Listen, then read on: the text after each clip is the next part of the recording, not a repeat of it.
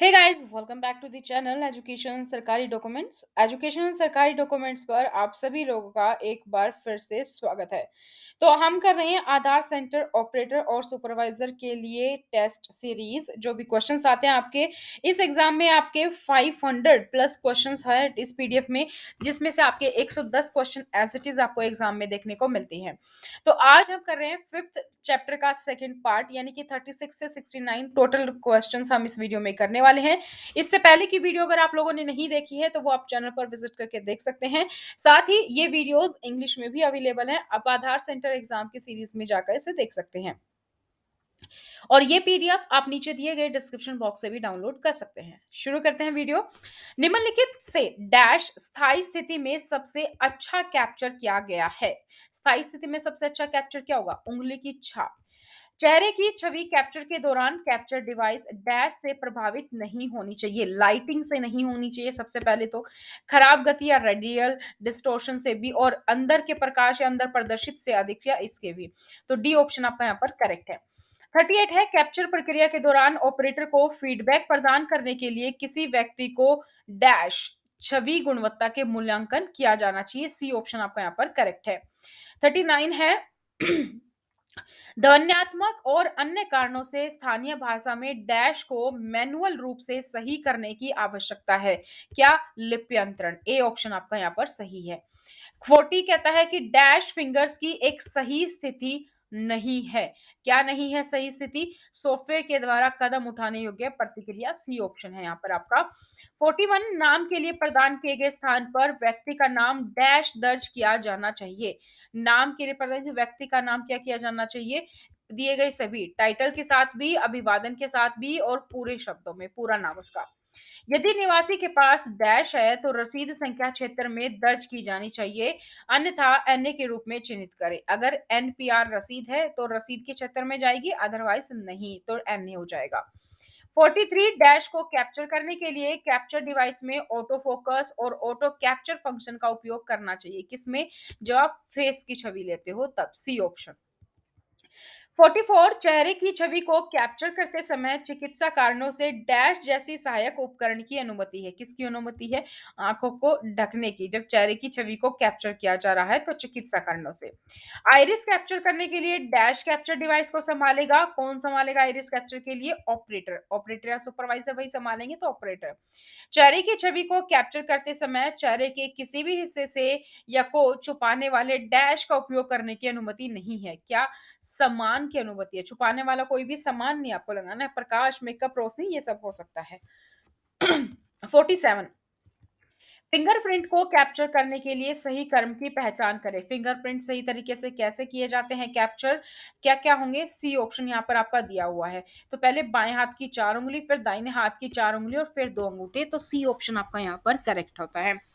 48 registrar ईए को पहले से यह सुनिश्चित कर लेना चाहिए कि इस क्षेत्र के पिन नंबर जिसमें कि नामांकन किया गया है पूरी तरीके से और सही ढंग से डैश में कैप्चर हो रहा है, यानी कि सॉफ्टवेयर पिन मास्टर में। 49 जब एक निवासी सही जन्म तिथि नहीं दे पाता तब आप क्या करेंगे?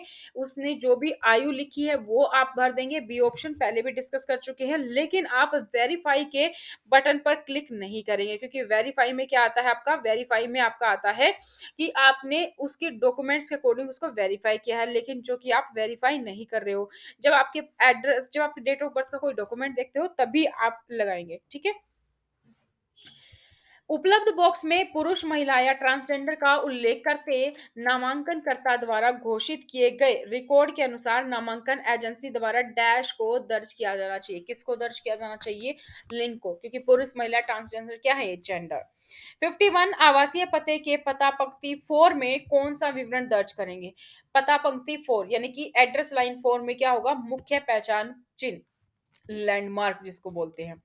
52 यदि नामांकनकर्ता द्वारा प्रदान किए गए दो जीवन प्रमाणों में प्रारंभिक और पूरे नाम के साथ समान नाम में भिन्नता है तो डैश दर्ज किया जाना चाहिए। नामांकनकर्ता का पूरा नाम दर्ज किया जाना चाहिए। जैसे ऊपर भी मैंने एग्जांपल दिया था, किसी का नाम एक में डॉक्यूमेंट में है चंद्रशेखर और एक जगह है चंद्रशेखर शर्मा, तो आप पूरा नाम ही डालोगे।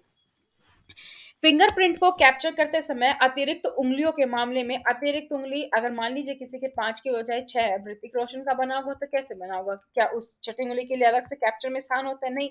तो आप उस छठी उंगली को नज़रअंदाज करेंगे और 5 उंगलियों के ही कैप्चर लेंगे, बी ऑप्शन। नामांकन एजेंसियों को बायोमेट्रिक डेटा कैप्चर करने के लिए डैश द्वारा प्रमाणित बायोमेट्रिक डिवाइस उपयोग करना चाहिए। कौन किस द्वारा प्रमाणित? एसटीक्यूसी द्वारा प्रमाणित। डैश कैप्चर करने के लिए समय-समय पर फिंगरप्रिंट उपकरणों की जांच करें। किसकी? फोकस से दूरी छवि भी, खरोंच भी नहीं आई हो और आंशिक छवि भी ना आ रही हो, तो डी ऑप्शन यहाँ पर करेक्ट है। 56 आइरिस कैप्चर के दौरान ऑपरेटर को निवासी को डैश निर्देश अवश्य देना चाहिए। क्या निर्देश देना चाहिए? कि आंखें आपकी जो बड़ी करके खोले? नहीं। कैमरे में सीधे देखो, आपको बोलना झपकाए नहीं, अब ब्लिंक नहीं करना है, तो बी ऑप्शन। 57 डैश को यह सुनिश्चित करना होगा कि समीक्षा के दौरान स्टेशन पर प्रत्येक ऑपरेटर के पास महत्वपूर्ण बिंदुओं की एक प्रति जांच के लिए उपलब्ध हो। क्या होनी चाहिए? नामांकन एजेंसी पर्यवेक्षक को सुनिश्चित करना होगा। ये तो ए ऑप्शन आ जाता है। 58 सॉफ्टवेयर द्वारा दी गई कार्यवाही योग्य प्रतियोगिता प्रतिक्रिया पोज है तो उत्पादन छवि में विचलन कोण डैश से अधिक है। B option 11.5 degree. Fingerprint capture करने के लिए फिंगरप्रिंट डिवाइस पर उंगलियों की स्थिति के लिए डैश का प्रयोग करें। संकेतक का यानी कि जहां जहां पे इशारे किए हुए हैं, जहां जहां पे वो छवि बनी होती है कि यहाँ पे फिंगरप्रिंट रखने हैं, वही का प्रयोग करेंगे। अंकेतिक उनके फिंगरप्रिंट या डैश प्रदान करके हर नामांकन हस्ताक्षर करने की जरूरत है। उनके फिंगरप्रिंट और आंखों की पुतली आइरिस स्कैन करके फिर हस्ताक्षर करने की जरूरत है। 61 फिंगरप्रिंट को कैप्चर करते समय प्लेटिन पर डैश नहीं होना चाहिए। प्रकाश की प्रत्यक्ष चमक नहीं होनी चाहिए, रोशनी रिफ्लेक्शन नहीं आना चाहिए। 62 जब क्षेत्र का डैश दर्ज किया जाता है, गांव, कस्बा, शहर, वीटीसी जिसको बोलते हैं, विलेज, टाउन, सिटी, और डाकघर का नाम स्वतः पता चल जाता है। जब क्षेत्र को दर्ज किया जाता है तो क्या डालेंगे? पिन कोड डालने से पता चल जाता है।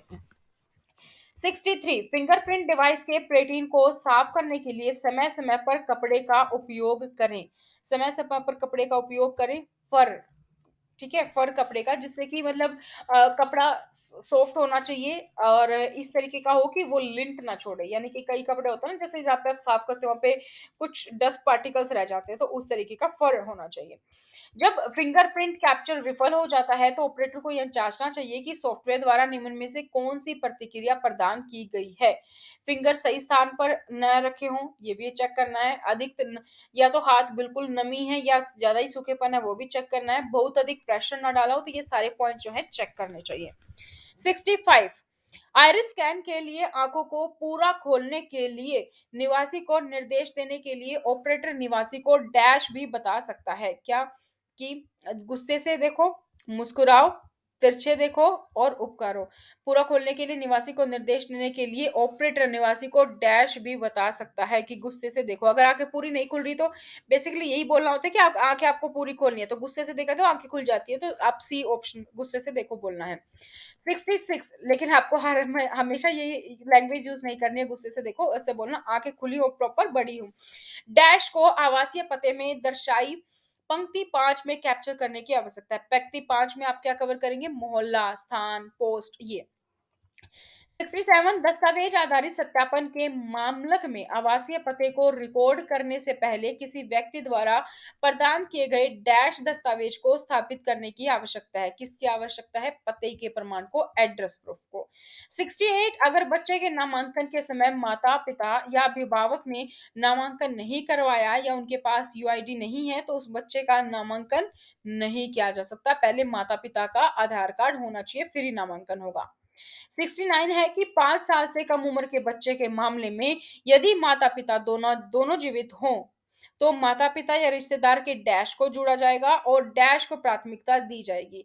यानी कि उनके माता-पिता के ईआईडी, यूआईडी को जोड़ा जाएगा और पहले प्रेफ़रेंस माता को दी जाती है, फिर फादर को मिलती है।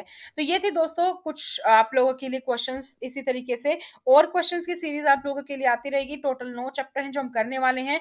इस पीडीएफ को आप नीचे दिए गए डिस्क्रिप्शन बॉक्स से डाउनलोड कर सकते हैं। हिंदी, इंग्लिश दोनों में अवेलेबल है। साथ ही आप मॉक टेस्ट देख सकते हैं। आधार सेंटर इंटर एग्ज़ाम की प्लेलिस्ट में, वहाँ पर आपको मॉक टेस्ट भी मिल जाएँगे, तो आप जब ओरिजिनल एग्ज़ाम दे रहे हैं, उससे पहले आप मॉक टेस्ट ज़रूर दें, ताकि आपको आइडिया लग जाए कि आपकी कितनी तैयारी है। तो ये थे दोस्तों आप लोग के लिए सीरीज़ चैप्टर 5 यहाँ पर हम खत्म करते हैं। अब 4 चैप्टर और बच जाते हैं, उसको भी हम जल्दी ही खत्म करने वाले हैं।